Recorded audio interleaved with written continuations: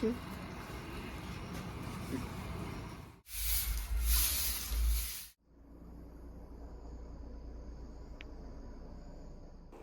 Hi my dears, welcome to my channel. അപ്പോൾ ഇന്നും day in my ലൈഫാണ്.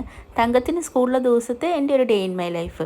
തങ്കത്തിൻ്റെ school എൻ്റെ വീടിൻ്റെ അടുത്തായതുകൊണ്ടും പിന്നെ എക്സാം ടൈം ആയതുകൊണ്ടും എനിക്ക് ഹറിബറി ഒന്നുമില്ല, ഒരു നോർമൽ ഡേ.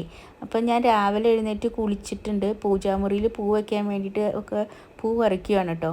അപ്പോൾ സാധാരണ ഒരു ചെമ്പരത്തിയിൽ നിറയെ ഉണ്ടാവാറുണ്ട്. ഇന്ന് നോക്കിയപ്പോൾ അതിൽ ഒറ്റ പൂവില്ല.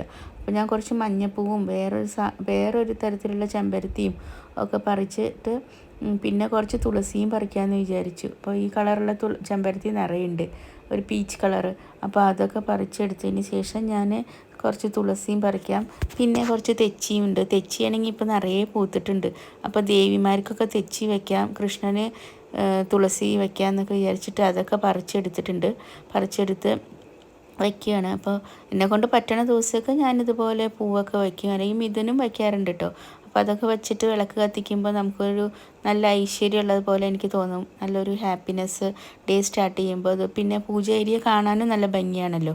അപ്പോൾ അതുപോലെ തെച്ചിയൊക്കെ പറിച്ചിട്ട് വന്നപ്പോഴാണ് പൂജ ഏരിയയിൽ കൊണ്ട് വച്ചപ്പോഴേക്കും തങ്കം എഴുന്നേറ്റു. പിന്നെ അവളെ കുറച്ച് കെട്ടിപ്പിടിച്ച് കൊഞ്ചിച്ച് അവളെയും പിടിച്ചുകൊണ്ട് ഞാൻ പൂജാമുറിയിൽ പോയി. ഞങ്ങളുടെ പൂജാമുറി മുകളിലാണ്, താഴെ വയ്ക്കാനുള്ള സൗകര്യമില്ല.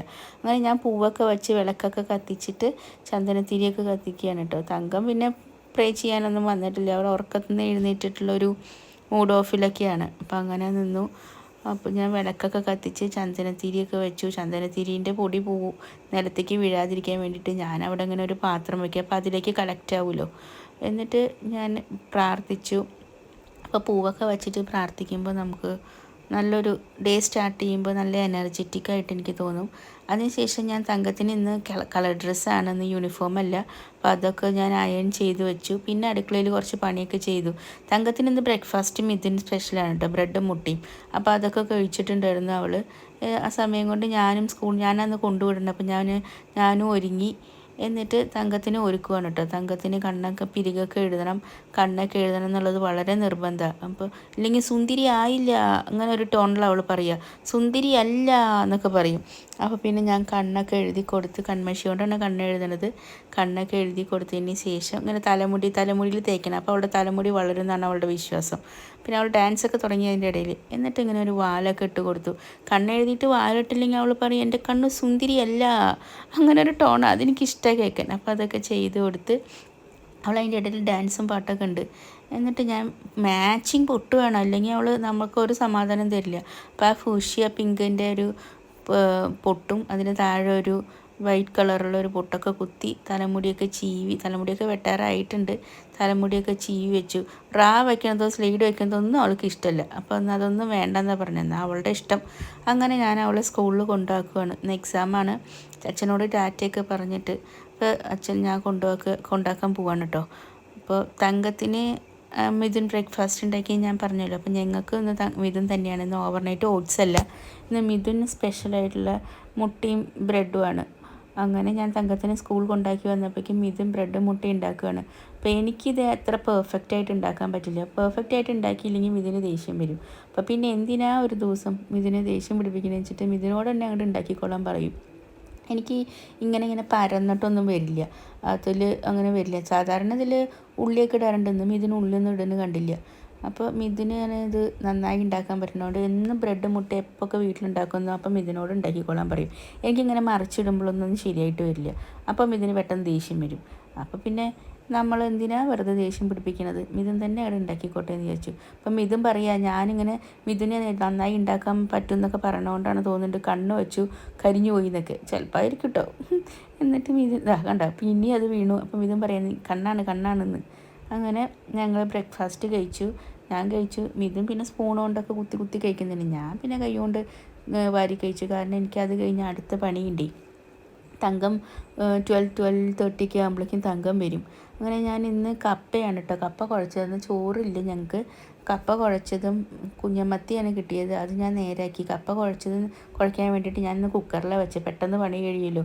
ഒറ്റ വിസിൽ ഒക്കെ അതിൽ കപ്പയൊക്കെ ശരിയായിട്ട് വരും. അല്ലെങ്കിൽ കുറച്ച് സമയം എടുക്കില്ലേ. പിന്നെ ഞങ്ങൾക്ക് ഒരു ഗസ്റ്റൊക്കെ ഉണ്ടായിരുന്നു. അപ്പോൾ ആ സമയത്ത് എനിക്ക് വീഡിയോ എടുക്കാൻ പറ്റിയില്ല. ഞാൻ പെട്ടെന്ന് തന്നെ ഞാൻ മീൻ കറിയും വെച്ചു, മത്തി മുളകിട്ടും വെച്ചു, കുറച്ച് ഞാൻ മത്തി എടുത്ത് വറുത്തു. പിന്നെ ഞാൻ കപ്പയും കുഴച്ചും വെച്ചിട്ടുണ്ട്. അപ്പോൾ ഇന്ന് ചമ്മന്തി ഉണ്ടാക്കണമെന്ന് വിചാരിച്ചു. പിന്നെ ഇതൊക്കെ ഉണ്ടല്ലോ, പിന്നെ അത് വേണ്ടാന്ന് വിചാരിച്ചു. പിന്നെ തങ്കത്തിന് ഞാൻ കഞ്ഞി ഉണ്ടാക്കി വെച്ചിട്ടുണ്ട്. പിന്നെ പൂച്ചയും കാക്കയൊക്കെ ഉള്ളതുകൊണ്ട് നമുക്ക് ചോറ് വയ്ക്കാതിരിക്കാൻ പറ്റില്ല. അപ്പോൾ തങ്കത്തിനെ കൊണ്ടുവരാൻ മിഥുന പോയി. അപ്പോൾ മിഥുനെടുത്ത വീഡിയോ ആണ്, കണ്ടില്ലേ. എൻ്റെ കൂടെ ഉണ്ടെങ്കിൽ അവൾക്ക് യാതൊരു കുഴപ്പമില്ല. അവൾ കയ്യും പിടിച്ച് മിണ്ടാതെ വരും.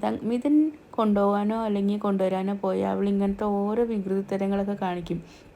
മിക്കവാറും ഇങ്ങനെ പിണങ്ങിയിട്ടൊക്കെ വരുന്നത്. അപ്പോൾ പിണക്കമൊന്നുമില്ല, വികൃതിയൊക്കെ കാണിച്ചിട്ടാണ് വരിക. പിന്നെ ഞങ്ങൾ തങ്കത്തിൻ്റെ മേലൊക്കെ കഴുകി ഭക്ഷണമൊക്കെ കഴിക്കായിരുന്നു. അപ്പോൾ എനിക്ക് കപ്പ കുഴച്ചതും മത്തിക്കറിയും മത്തി വറുത്തതുമാണ്. തങ്കത്തിന് കഞ്ഞിയും മീൻ വറുത്തതാണ്. അത് ആ കോമ്പിനേഷൻ അവൾക്ക് ഇഷ്ടമാണ് ചെറുപ്പം മുതൽ. അതെന്താണെന്നറിയില്ല, അവൾക്ക് ആ ഒരു കഞ്ഞിയും മീനും മതി എന്ന് പറയും അവൾ. അങ്ങനെ അവൾ തന്നെ കഴിച്ചു. അങ്ങനെ ഞങ്ങൾ കുറച്ച് കഴിഞ്ഞപ്പോൾ ഞാൻ തങ്കമൊക്കെ കൂടി കടയിൽ പോയിട്ടുണ്ട്. ഞങ്ങളുടെ അടുത്തുള്ളൊരു കടയാണ് കുഞ്ഞുമോൻ ചേട്ടൻ്റെ കട. അപ്പോൾ കടയിൽ പോയി കുറച്ച് സാധനങ്ങൾ വാങ്ങിക്കണം. തങ്കത്തിന് കറുമുറുമൊക്കെ വാങ്ങിക്കണം. കറുമുറു വാങ്ങിക്കണം എന്ന് പറഞ്ഞാൽ അപ്പോൾ ഉടനെ ഓടിയേ പറ്റുള്ളൂ, അല്ലെങ്കിൽ അവൾ എന്നെ പിടിച്ച് തിന്നും. അങ്ങനെ ഞാൻ കടയിലൊക്കെ പോയി. തങ്കം തുടങ്ങി എവിടെ കൊടുത്തിങ്ങനെ നിൽക്കില്ലല്ലോ, അവിടെ പ്രായം പിന്നെ അതല്ലേ. അവളെന്താ പോൾ ഡാൻസിങ്ങോ എന്തൊക്കെയോ അവിടെ കാണിച്ചായിരുന്നു. എനിക്ക് പേടിയായി, ഇനി അവിടെ നിന്നിട്ട് വീഴുവോ, കപ്പ തട്ടിയിട്ട് അപ്പുറത്തേക്ക് വീഴുമോ എന്നൊക്കെ. കാരണം ഇതൊക്കെ സ്ഥിരമുള്ള നടക്കണതാണേ. അപ്പം ഞാൻ കടയിൽ നിന്ന് കുറച്ച് കറുമുറൊക്കെ വാങ്ങിച്ച്. പിന്നെ മിഥുൻ പുറത്ത് പോയപ്പോൾ പലഹാരങ്ങൾ കൊണ്ടുവരുന്നു ചായക്ക്. ഞാൻ പിന്നെ ഈ വട്ടയപ്പം കഴിച്ചത് കേട്ടോ. എനിക്ക് ഈ ആവിയിലുള്ള വട്ടയപ്പം, കുമ്പിളപ്പം അങ്ങനത്തെയൊക്കെ എനിക്കിഷ്ടം. അല്ലാണ്ട് ഈ കറുമുറു സാധനങ്ങളായിട്ടുള്ള എണ്ണയിൽ പൊരിച്ചിട്ടുള്ള വട, ബോണ്ട എനിക്ക് ഒട്ടും ഇഷ്ടമല്ല. ഇതിന് ബോണ്ടയാണെങ്കിൽ ഭയങ്കര ഇഷ്ടമാണ്, എനിക്കത് ഇഷ്ടമല്ല. അങ്ങനെ ഞാൻ വട്ടയപ്പമൊക്കെ കഴിച്ചു. തങ്കത്തിന് പപ്സാണ് കഴിച്ചത്. തങ്കം ഈ വട്ടയപ്പമൊന്നും കഴിക്കില്ല. അവൾക്കിങ്ങനെ കറുമുറുവായിട്ടുള്ളതാണ് ഇഷ്ടം. ഇങ്ങനെ വട്ടയപ്പത്തിൻ്റെ പോലത്തെ ഇങ്ങനെ പഞ്ഞിയായിട്ടുള്ള സാധനങ്ങളൊന്നും ഇഷ്ടമല്ല. അത് കഴിഞ്ഞ് പിന്നെ ഞാൻ മുറ്റമൊക്കെ അടിച്ചു വാരി. 2-3 ദിവസമായിട്ട് മുറ്റമൊന്നും അടിച്ചു വരാൻ പറ്റാറില്ല. തങ്ക അപ്പോഴേക്കും അപ്പുറത്തെ വീട്ടിലെ കുട്ടികളുടെ കൂടെ കളിക്കാൻ പോയതുകൊണ്ട് തങ്കത്തിൻ്റെ ഹെൽപ്പ് ഒന്നും അടിച്ചു വരാൻ എനിക്ക് ഉണ്ടായില്ല കേട്ടോ. ഞാൻ അടിച്ചൊക്കെ വരും. നിറയെ പൊടിയുണ്ട്, നിറയെ ഇലകളൊക്കെ വീണ് കിടക്കുന്നുണ്ട്. അപ്പോൾ അതൊക്കെ ഞാൻ നല്ലവണ്ണം അടിച്ചു വാരിയതിന് ശേഷം കുറച്ച് നേരം എൻ്റെ റൂട്ട് ചക്രം ഒന്ന് സ്റ്റെബിലൈസ് ചെയ്യാൻ വേണ്ടിയിട്ട് ഞാനിങ്ങനെ നിന്നു. ഗ്രൗണ്ടിങ് എന്നാണ് പറയുക. മിഥുനാണ് എന്നെ അത് പഠിപ്പിച്ചത്. അപ്പോൾ എല്ലാ ദിവസമൊന്നുമില്ല, പറ്റുന്ന ദിവസമൊക്കെ ഇങ്ങനെ ഗ്രൗണ്ടിങ് ചെയ്യാറുണ്ട് റൂട്ട് ചക്രനെ സ്റ്റെബിലൈസ് ചെയ്യാൻ. പിന്നെ വൈകുന്നേരം മിഥുൻ യോഗയ്ക്ക് പോണേക്കാട്ട് മുമ്പ് മേല് കഴുകി വിളക്കൊക്കെ കൊളുത്തി നല്ലവണ്ണം വൈകുന്നേരം പ്രാർത്ഥിച്ചു. തങ്കം കളിക്കാൻ പോകണോണ്ട് മുന്നേ വന്നിട്ടില്ല കേട്ടോ. വൈകുന്നേരം ഞങ്ങളിങ്ങനെ ഭസ്മം കർപ്പൂരമൊക്കെ ഒഴിയും, എന്നിട്ട് ഭസ്മൊക്കെ തൊടും. വീഡിയോ ഇത്രയേ ഉള്ളൂ. എല്ലാവർക്കും വീഡിയോ ഇഷ്ടപ്പെട്ടെങ്കിൽ ലൈക്ക് ചെയ്യണേ, സബ്സ്ക്രൈബ് ചെയ്യണേ. Thank you for watching.